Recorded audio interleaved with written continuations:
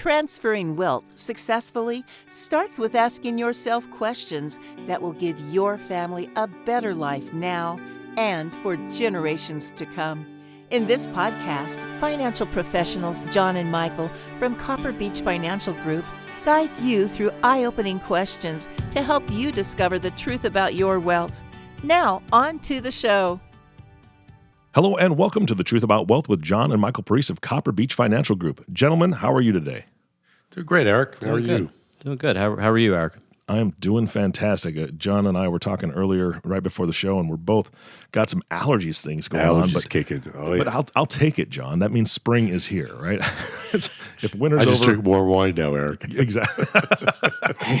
Whatever. He's also allergic to wine. He didn't. I've heard that. No. I'm not allergic to wine. It's part of the problem. Yeah. Well, I'll tell you what. Solution for everything. That's right. And the voice you're hearing right now, that is Jeff Savlov, and he is a guest on the show today. Michael, why'd you bring Jeff on the show?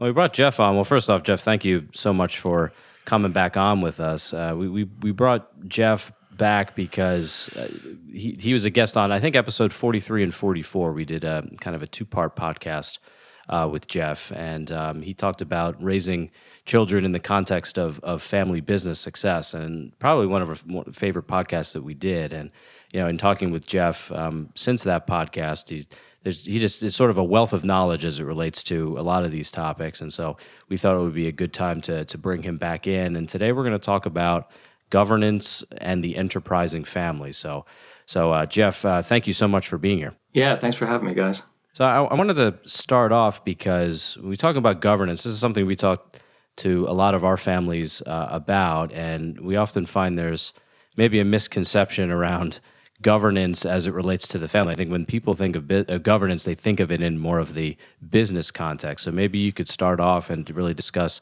sort of how you think of the concept of governance, particularly within a family. Yeah, no, it's a great question. Often people hear governance, they think of a bunch of suits in a boardroom, right? Really formal, giant, Right. multi-billion-dollar corporation, and that's kind of the traditional thing. But the truth is that, governance, think about, I like to use the example of the Constitution of the United States, right? The original framers, you had a bunch of people. They all wanted something new and different. They wanted to create something, and they needed to figure out in writing, how is this going to work, right? Who's in charge? Who makes decisions? Where does money come from? How do we raise money? How do we spend money? How do we make big decisions? Who's part of this thing? Who's not part of this thing? And they had to put it all down in writing for the U.S. Constitution. And really, that kind of metaphor, analogy, works for businesses in general, right? Businesses in general have to figure out how they're going to do what they're going to do, how they're going to go about it, make decisions and all that. And the same is true for families. And it's true for families that have operating businesses. It's also true for families at a certain level of wealth. And it's not easy to define exactly what that is, but at a certain level of wealth, there's complexity as if it were a business. You need to develop leaders. You need to figure out who's going to make decisions. You need a vision. The Constitution of the United States is great on vision, and it's important for families sharing assets in terms of their governance to really get clear on what is the vision, what is the big picture, and then how do we go about filling in the details.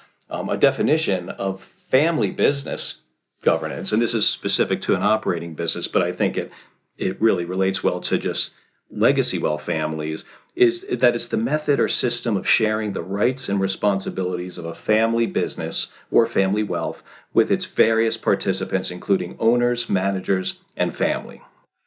Yeah, I mean, that's it's a very in-depth definition, but I think a really good one because particularly, and we have a lot of families within our platform that probably have to deal a lot with that complexity where they may have an operating business, but they may have certain family members that are involved in the business. They maybe have other family members that aren't active in the business, some that don't own it at all. And so I would imagine this governance creation, particularly when you start adding in business entities and you're looking at a family in its entirety and trying to implement these governance plans and how to lay out this decision-making process, that's probably a pretty difficult endeavor, I would imagine, right? Yeah, right. The complexity is there. It's all the complexity of any any business that's not a family-run business, and then you add in the family piece, right? You have this people that are sharing this whole emotional, relational life, and they also have a shared economic life. So it's all the complexity of business when there is an operating business, but you have that additional layer of family. And the family needs governance. It's not just about how to run the business. I'm all for, fiduciary boards, boards of directors and advisory boards. I think those are really great and important. At the same time, there needs to be some, guidelines about how family interfaces with the business. Who gets to be involved? Who gets to work there? Who can own? Who doesn't own? What are the rights of people who don't own? And what are the rights of people who own but don't work there? All of those elements can get really, really complex and can really cause issues if things aren't laid out. So going back to the United States Constitution, it's really a great example of how do we set up a structure that can help us, serve our vision. And the vision was to have, a new country and to have a democracy and not have a king and not have it ruled by religion and to have a free press and all these things that are part of America. People sat down and put their heads together, and it wasn't easy. It wasn't easy for them starting a new country, and it's not easy for any family to do, but to really put their heads together and say, what is our vision? What are we looking to achieve? And let's get really specific about how we're going to set that up. And let's put it in writing so that we can be clear with each other and be transparent and all have the same set of guiding principles and ground rules. Well, you mentioned putting it in writing, and that I think is an important component as well. And we talked on a few podcasts ago about family mission statements and family legacy letters, and you can even term those as family constitutions, similar to your analogy with the U.S. Constitution. But talk a little bit about, if you can, the process that families maybe undergo to put that in writing. I assume, based on what you just said, you would recommend that this governance plan get written down in a formal document? Absolutely. I do recommend writing it down, and I think in part 2 of this 2-part podcast, we can go a little more in depth into some of the specific steps. But I do recommend that they write it down, and it's as simple as getting together. I like to, so we'll definitely hit on that, and whether it's this part or the second of the 2 parts, we'll get there. I think something that's worth talking about right before that is this idea of toxic informality, which is a term that I've coined that I think really helps justify the need for a constitution and writing it down. And, when you have family members, right, who are related in some way and also owning and leading and working in a business together, there can be a level of informality, especially in the first to second generation, right? It's parents and kids all kind of jumping in together, just trying to make this thing work.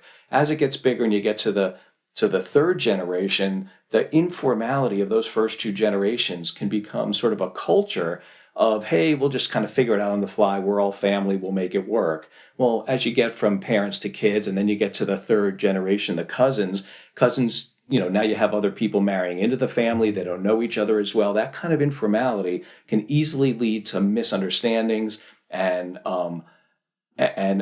just a lack of alignment in expectations that can hurt feelings in family relationships and can also have really devastating effects on the business. And so governance is really the cure for that kind of toxic informality. And it's about being deliberate and being intentional and being purposeful.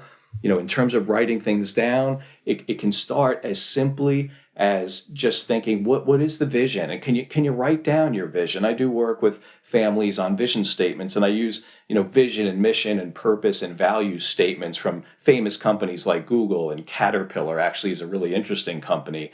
And so I take these examples from big companies, family companies and non-family companies, and just sort of look through those various aspects and then help families sit down. And that's a great first step, is what is our vision? What is it we're looking to achieve? Do we want to take one business and make it really big? Do we want to become an enterprising family? So where you have a family business is really a single operating business that a family tries to grow.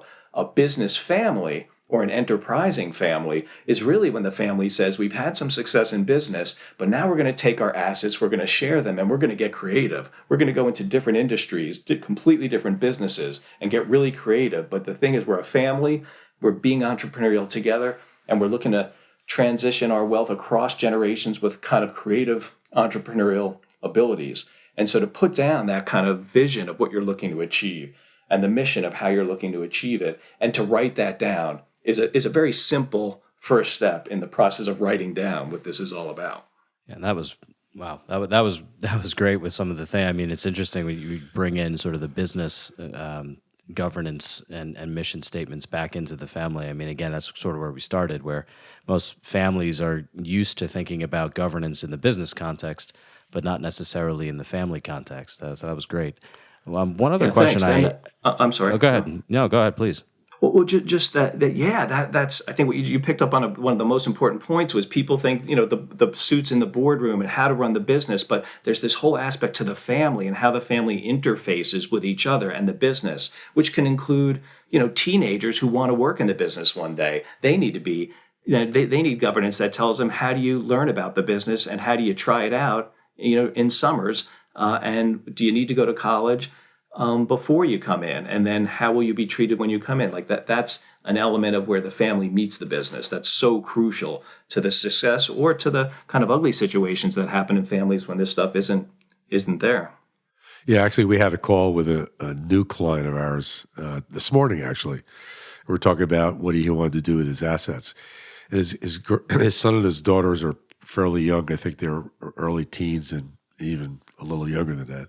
He's already talking about getting them involved with owning real estate with him in Punta Cana area, Dominican Republic. He's got some real estate down there. So he's already thinking ahead, how do I get my children involved with my successes?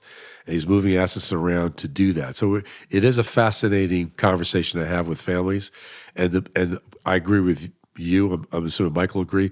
The earlier you get started with that understanding wherever everyone's going, and whether they want to be involved or not, and give them the option to be involved and to take part in the family enterprise. It's a fascinating approach. No, I love that example because governance, let's fit governance into that. It'd be interesting to know if that client who's involving the next generation in sort of real estate in different parts of the world, is the senior generation gifting money for them to sort of take risks with, and who, if those risks work out, does the money get paid back? If they don't work out, does the money get paid back? Or, is it a gift? Is it a loan? And the what I call toxic informality could be as simple as, hey, I'm doing really well. I want to give my kids some money to take some risks in real estate. But where it becomes problematic is if there's very different expectations about those kinds of things, whether it's paid back or not, who reaps the rewards, if it grows exponentially. And it's helpful for certainly in non-family business, but especially when family relationships are involved and misunderstandings could really cause rifts in families, to have that stuff papered up and real clear. Yeah. Now, one question I had, Jeff, what happens when this isn't done right? I would imagine you've probably come across in your practice maybe some families that didn't have this buttoned up and written down. What are some of the consequences that have come up as a result of poor governance? Or no governance at all. You'll see various things like, family members can enter the business even when they have no value, no ability. They're just sort of there because they're family. There's no policy about who gets to work there, which would be a simple form of governance is a family employment policy. So you have family members who are there and they're getting paid and creating resentment among non-family and hardworking family because there's real no policy there.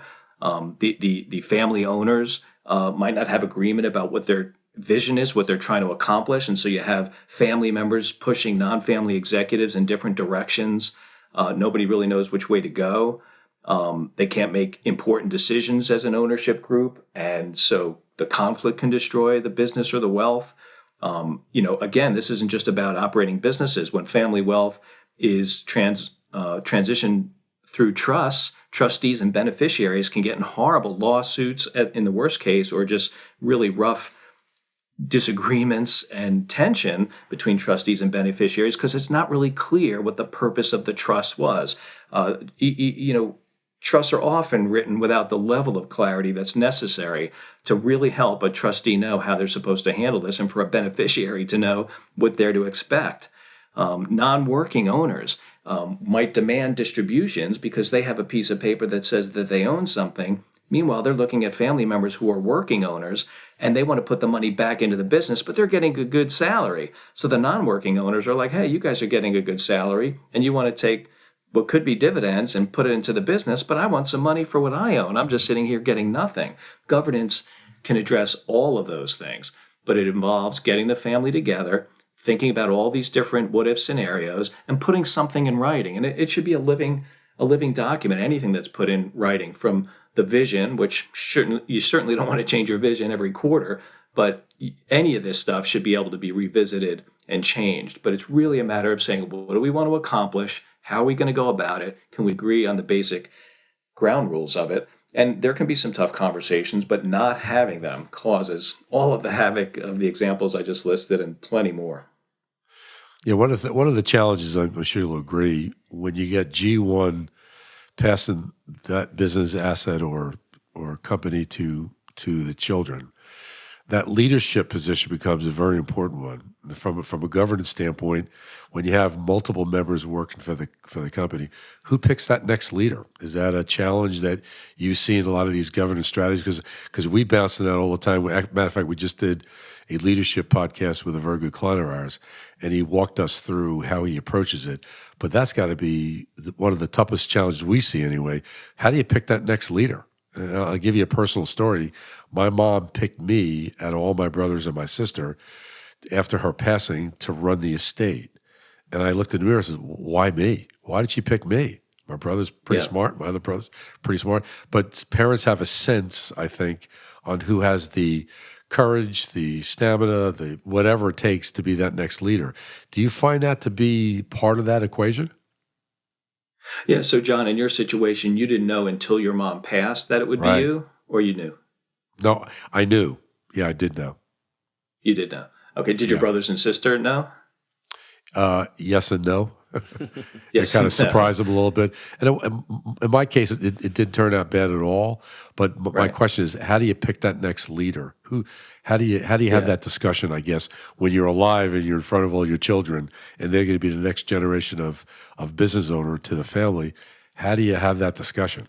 Yeah. So, and that's a great question. And it really, the answer is governance. Let's have a process of how we're going to determine, one, if we even want a family leader, or if it's time for a non-family leader. As a family grows and grows, it's harder to have people who are born into the family who magically have the ability to be a CEO of a larger and larger company. And so the one decision is whether or not to even stay with family versus non-family. And that's a whole conversation and something that can be talked about regularly. And then if you value having a family leader, you can get real clear on what the process is. It starts with the family employment policy, which could be go to college, get a degree, get a job outside our company, and get a promotion before you even come in. That can weed out some people from joining the company and leadership in a way that really brings the cream of the crop. And then you can have, a whole set of processes for selecting the leader. I love when there's a board of directors or even an informal advisory board, which doesn't have the fiduciary legal teeth of a board of directors, but can be a wonderful group of outsiders that are neutral and are there to help assess leadership and future leadership.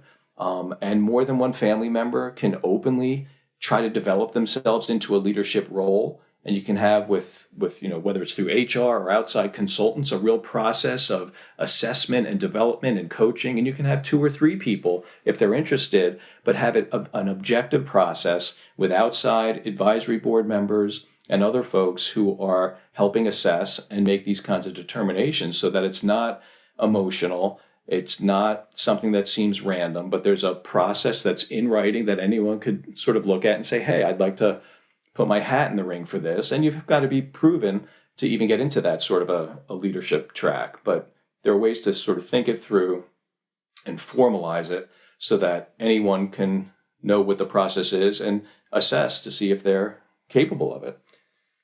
I'm glad you brought up that outside advisory board concept, Jeff, because I was always that was going to be one of my questions: is do you have outsiders that maybe have an objective perspective on whether it's a family leadership decision or helping to build that governance. Maybe it's within a family business. Do you find that families tend to be more open to that, or do they view that as being more intrusive into the family's decision-making process as it relates to building this governance plan? Yeah, another excellent question. It comes up all the time. Often, certainly the first generation often feels very protective of their baby, especially if it was a single entrepreneur who started the company. And this idea of a advisory board sounds like I did all this work and now I'm going to let a bunch of people I don't know form a board and tell me what to do. That's often the first reaction. But with some education, and I often like to have clients who are considering this, especially if they're skeptical, talk to other families. I'll introduce them to other clients who have instituted fiduciary legal boards and advisory boards, informal advisory boards. And when they talk to them, often they'll take the step of an advisory board, which isn't sort of baked into the legal documents, and be so happy with the results that they'll go to a fiduciary board.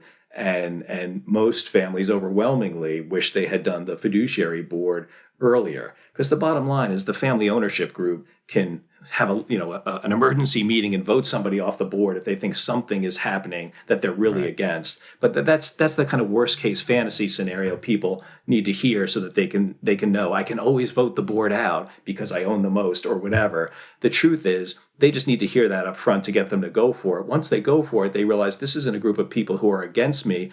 This is a group of people, when done right, it's almost like your own little consulting firm. There are people there that are going to keep you honest about your strategy. They're going to, whether your top management, your CEO, your top leadership team is family or non-family or both, a good board is going to keep them honest and accountable. And it's not adversarial, but a very collaborative kind of a thing. And it's a real, it gives a lot of peace of mind to the senior generation when they do it. But there is often some trepidation and fear of sort of losing control of what they've created. Yeah, I can imagine that coming in. I can even imagine it in G2 as well to some degree.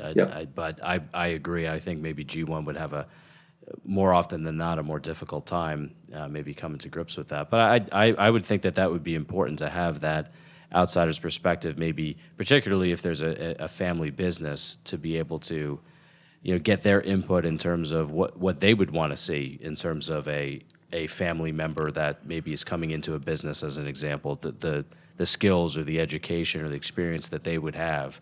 It would probably be good to get their perspective as an outsider as opposed to a family member directly. Well, you'll probably agree with me that when you look at the companies that are out there, I've been in the business 36 years now. I've never have come across a company that I've worked with that had anything close to a governance strategy. Do you find that to be true? Yeah. Often that is the case.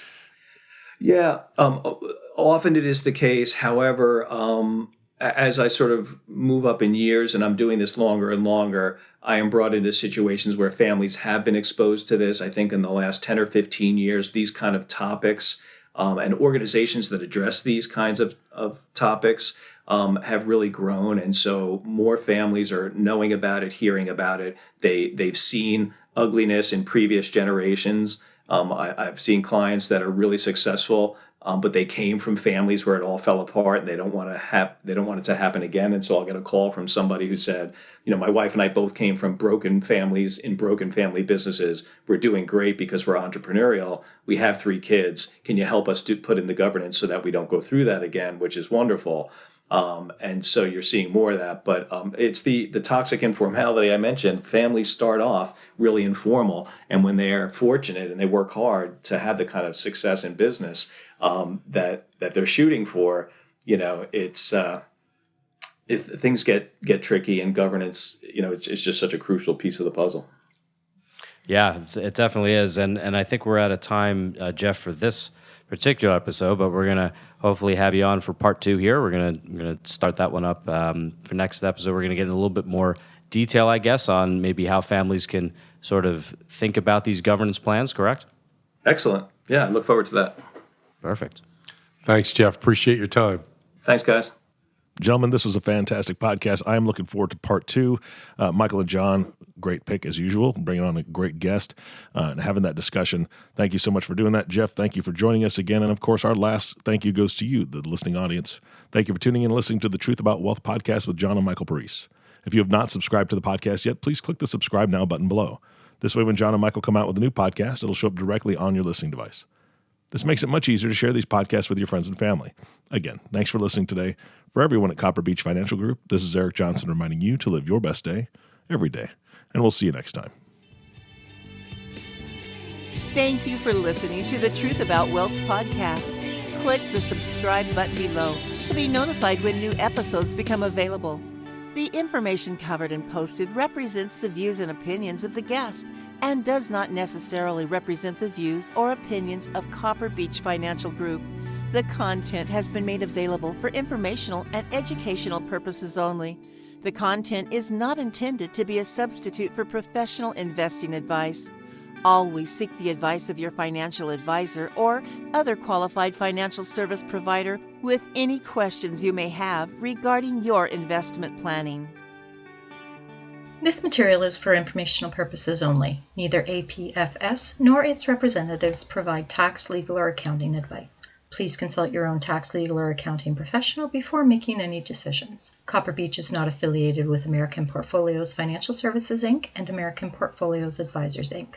Securities offered through American Portfolio Financial Services, Inc., a member of FINRA SIPC, investment advisory and financial planning services offered through American Portfolio Advisors, Inc., an SCC registered investment advisor. These opinions are subject to change at any time without notice. Any comments or postings are provided for informational purposes only and do not constitute an offer or a recommendation to buy or sell securities or other financial instruments. Readers should conduct their own review and exercise judgment prior to investing. Investments are not guaranteed, involve risk, and may result in a loss of principal. Past performance does not guarantee future results. Investments are not suitable for all types of investors.